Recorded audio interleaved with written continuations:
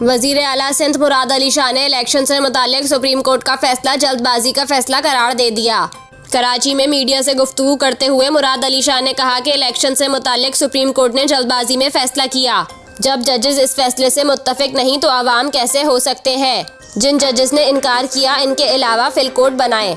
उन्होंने कहा कि इलेक्शन का फैसला इलेक्शन कमीशन पर छोड़ देना चाहिए। इदारे अपनी हुदूद में काम करेंगे तो हालात में बेहतरी आएगी। आइन में हर इदारे की पावर और हुदूद का तयन किया गया है। इलेक्शन तब होंगे जब इलेक्शन कमीशन चाहेगा। इलेक्शन जरूर हो लेकिन लेवल प्लेइंग फील्ड होनी चाहिए और इलेक्शन ऐसे ना हो कि 2018 वाली सूरत हाल हो। इस मौके पर वजीर आला से सहाफ़ी ने सवाल किया कि हुकूमत सिंध का काम है फंड देना, ताहम मिलिट्री ग्रेड असलहे पर लोगों की तहफ़्फ़ुज़ात है।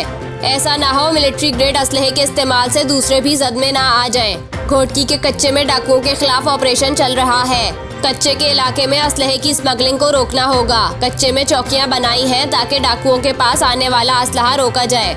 मुराद अली शाह का कहना था कि सिंध हुकूमत BISP के तहत कम कीमत आटा लोगों को दे रही है। सिंध हुकूमत बहरान के बावजूद आटा 65 रुपए किलो दे रही है।